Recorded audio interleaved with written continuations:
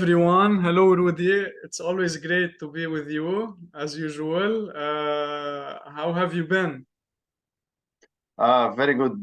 Thank you for hosting me today. I think it's going to be some interesting discussion. It's my pleasure. It's my pleasure, of course. So, Rudy, from my own perspective, you worked in digital transformation in governments. That's what I can say. That's the least I can say. You have it's your field of work, all the tech, fintech, computer engineering. So you're not like you started this career. It's your career. It's your thing. And a lot of people watch you on DxTalks, but not many people know who you are and what you do.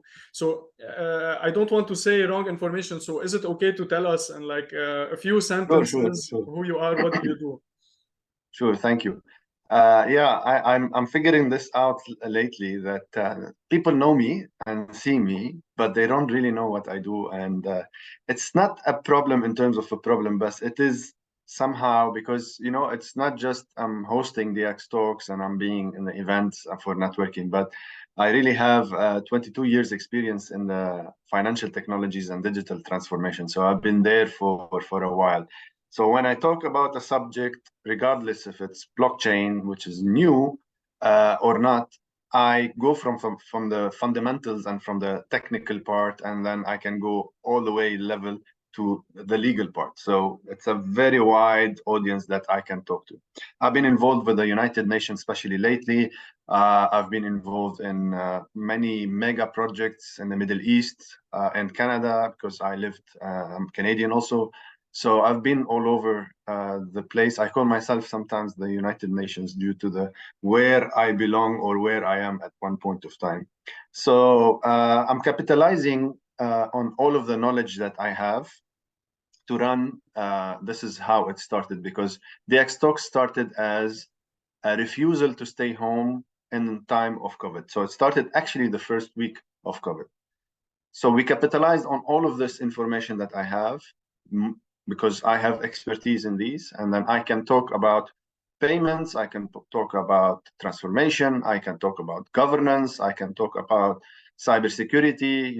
I can go deep in all of those, because at one point of life in my life, I was the head of GRC in the IT field. So when I talk governance, it's the highest level of knowing things and then how you can optimize it and make it efficient. So that you need to dive deep.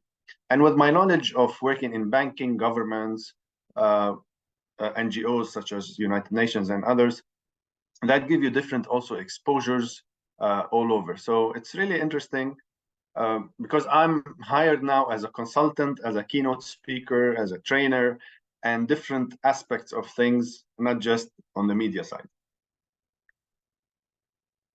Great, amazing, good to know all this information about you, Rudy. I know that DxTalks is approaching its 200th episode stepping stone. So I'm looking forward to that. I always watch you guys and we learn a lot from you every day. At least myself, I learn a lot from your channel. So I want to express my gratitude to the work that you are doing every day. In this side, of course, you're doing many other things, hopping many other places, etc. But especially DxTalks is very helpful for me, and I'm sure for a lot of crypto enthusiasts in the area, in all the area, and in the world. So, what have you been up to lately in MENA region? Any news? Any events going on? I know you're in Beirut, and in a couple of days there's something nice going on in Beirut. Yeah, I was in Dubai last week. I came back to Beirut because I have two events here. And then I'm another 2 days, and then I'm jumping back for a long trip. I have 7 planes or 8 planes to take in the next month of October. It's going to be a tough one. So October is the month of blockchain. So we're keen on being on the forefront of this technology, because for me, I always saw two things in the last, well, at least I've been not freelancing, I've been on my own for the last 4 years. This is where I left the corporate world and dedicated my time on this. So when I dedicated my time, I said, I have to focus on two things. What are those two things? And funny enough, 3 years ago, we started our first episode of DxTalks on AI. So now AI is a thing, but this is where we focused. And then we spinned off another talk show, which is Crypto Talks. So it focuses on the blockchain and what's happening in there. Why we did this? Because we see these two technologies as a forefront of many other things in the future. Everything will be depending on them. Now, coming back to today, as I said, October is blockchain month. So you have to be located in a place where everything is happening. And this is where the role of UAE.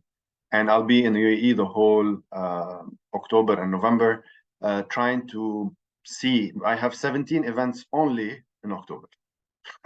17 summits, conferences, whatever you want to call them. This is excluding dinners, special networking dinners by companies, excluding the parties, the after parties, which are also kind of networking. So we have World Blockchain Summit, Blockchain Economy, Blockchain Live, to have GITEX Future Blockchain Summit, FinTech Summit, and then we reach Cardano on 1st of or 2nd of November also, reaching to the 4th of November, which I'll be part of it, talking about the world of blockchain. So I'm happy this year. Last year we hosted the Dubai community edition of Cardano, but this year we were able to do an impact with Cardano itself, so that they come to Dubai. And this year they invited me to be part of their list of speakers.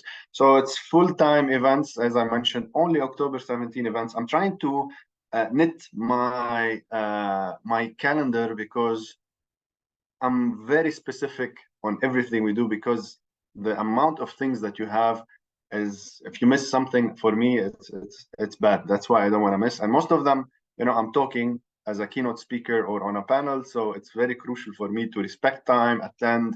And so working on those is crazy. But hey, guess what? This is Dubai. Great. So it feels like October is a festival for you. It's like quite festive. And I hope it'll be full of amazing connections and networking for you and in general for the MENA region. And it will be a good boost for the crypto space in the MENA region.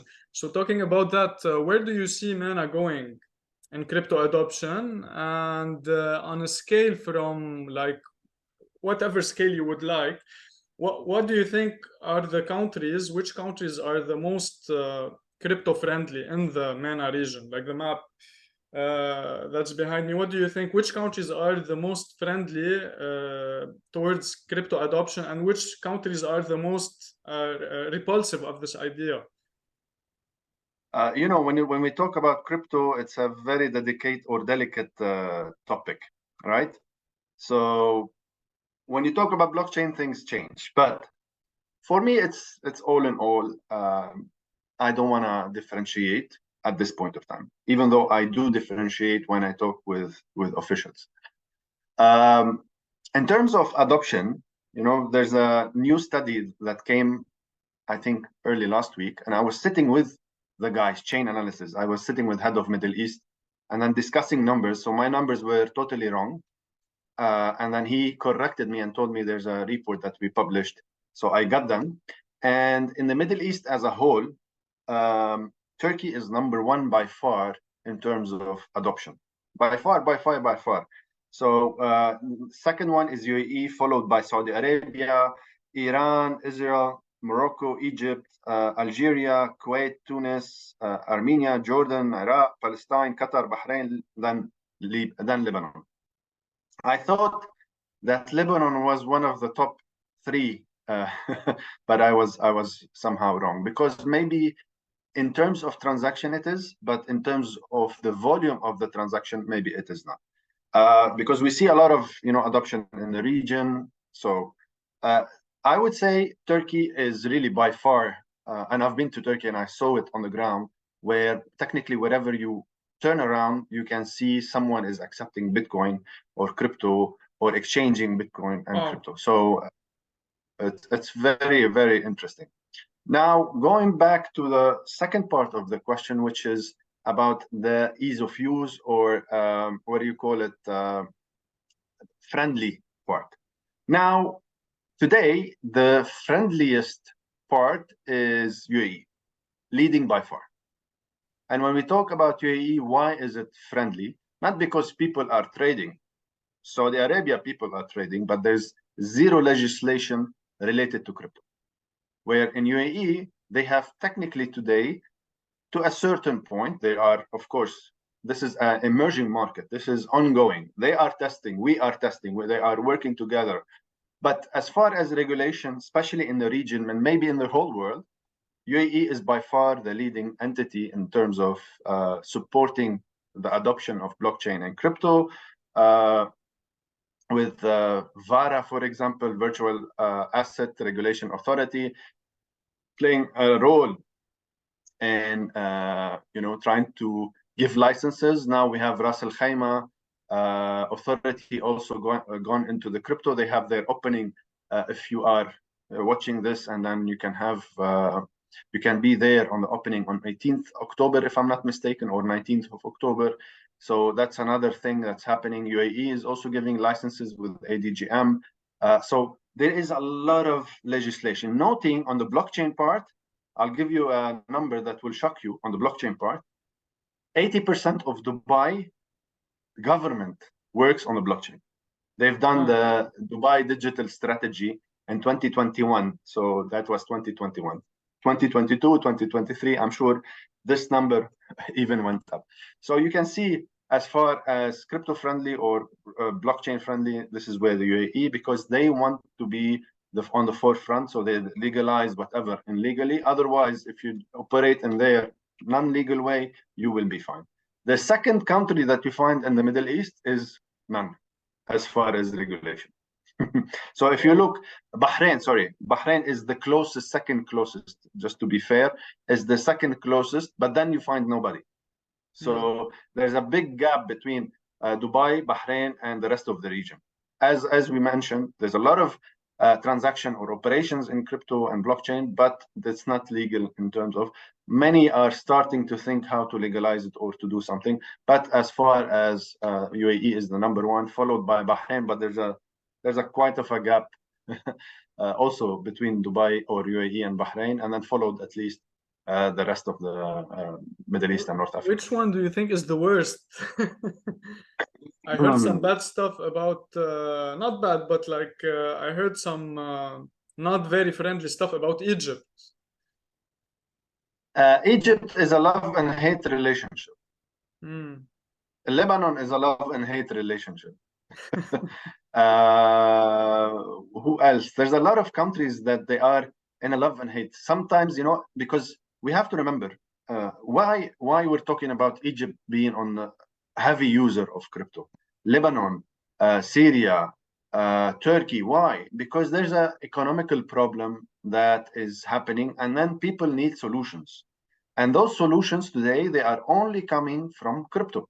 So if I want to maintain my money versus inflation, or safeguard my money outside the country, I'm not talking about evading taxes or whatever, just in a very legal way, I want to safeguard my money. The only way today is by transferring to crypto. It doesn't have to be Bitcoin, Ethereum, whatever. We can talk about USDT or USDC or whatever stable cryptocurrency. But this is today the only way to safeguard in a very bad economy. And look at Lebanon. Why was it really adopted? And we heard a lot of scams and hundreds of millions of dollars, because people wanted options to go out of the banking, because guess what? They don't have any alternative. Similarly to Egypt, I've been to Egypt. Can you take $1 out of the country? No, $0. You cannot take any dollar. I have some bills today that are pending because I cannot access dollar value. They will give me Egyptian, but they cannot give me dollars. So this will make it run more. But at the same time, in Egypt, because you cannot access the dollar, or you cannot have dollars, so guess what?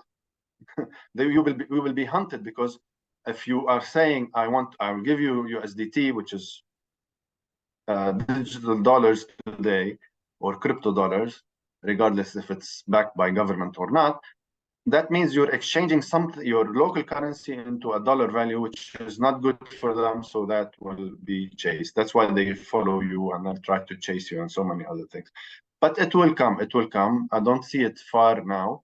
But it's not just about following the global trend. It's about the local, what's happening, the economical factors, the security of the economy, and so many other things that are playing a role into this.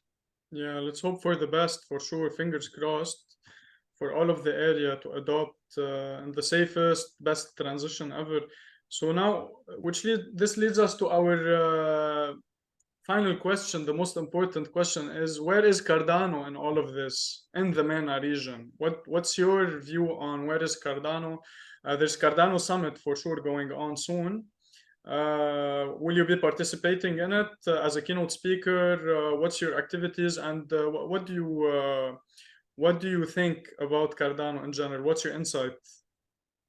Yeah, I'll start with the summit and then I'll go about my insight. I'm really looking forward of the summit because they will be focusing in not just in parallel, directly in the summit with the stakeholders from the governments, from the institutes that are participating there, from the leaders in the Middle East, and especially in UAE, because again, as we mentioned, UAE is a leading in this. So now Cardano coming to Dubai and then trying to negotiate certain things, and I know behind the scene that they are, because I'm involved in a couple of other people that they told me what's happening.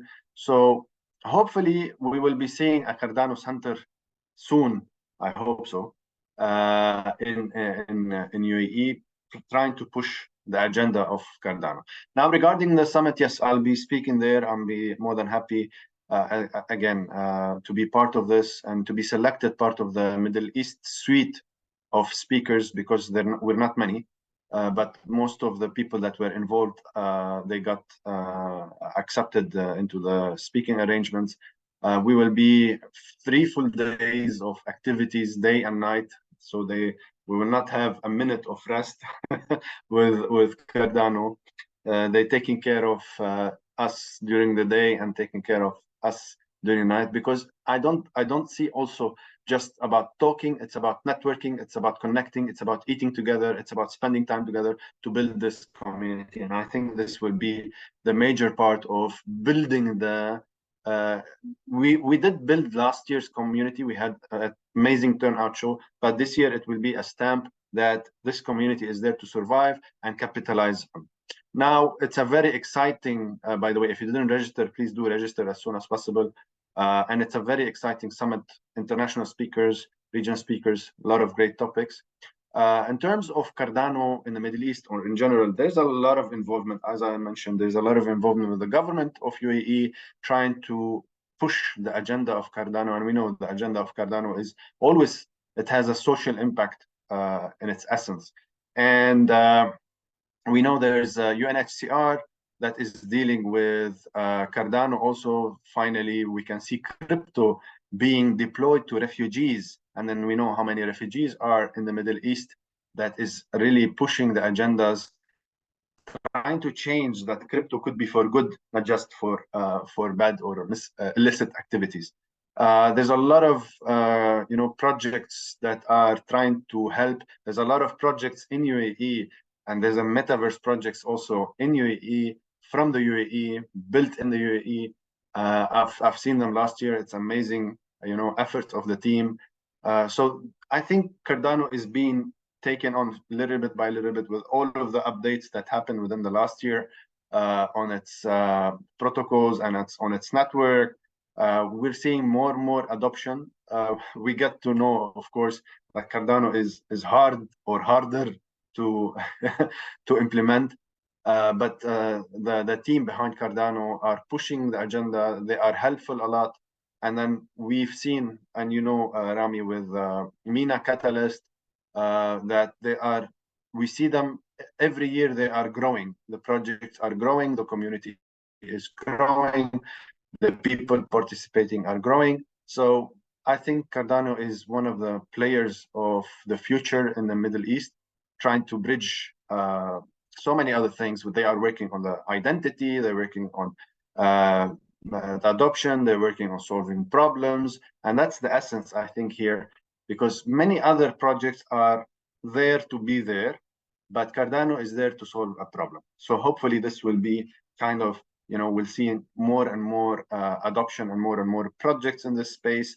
And then you are doing also amazing, trying to change the perspective of not just Cardano, but in specific Cardano to make it local, to localize it with the Arabic language. And that's, I'll applaud you on this, because we need more of such initiatives, trying to localize the language, trying to localize it to our community so that they can talk the same language. So yeah, there's a big future, I would say. And then I know they are cooking behind the scene a lot of things, and then hopefully we can get firsthand on what's happening in the summit itself, which is happening in 33 days. Amazing. So the countdown started already for the summit, and thanks again for your really kind words. And it's beautiful how you said Cardano is usually there to solve a problem, and hopefully this vision that's carried by Charles Hoskinson and Emergo, IOHK, and on is imbibed in the MENA region, and they can use the MENA region utilize this space, which is kind of the capital of the world in many things, especially GCC, UAE area, to go out from there and grow. So Rudy, again, that was amazing. I think we can keep talking for hours, to be honest. I hope we can do another meeting also in the future and talk about other very interesting points. Thanks again for your time, and I hope to see you soon, if not in the summit, also in Lebanon, in Greece, anywhere in the world, in Dubai. So thanks again, and hope you have a great weekend ahead in Beirut. Thank you. Yeah, I have 2 more days to enjoy the weather before going to more heated weather. So we'll see you soon. That's where today globalization has become a vehicle. And then if you tell me where you are tomorrow or next week, I can tell you where I am. But the idea is so many things are happening. So we'll be all over. Great. Cheers to that. So thanks again, and bye-bye, Rudy. Thank you.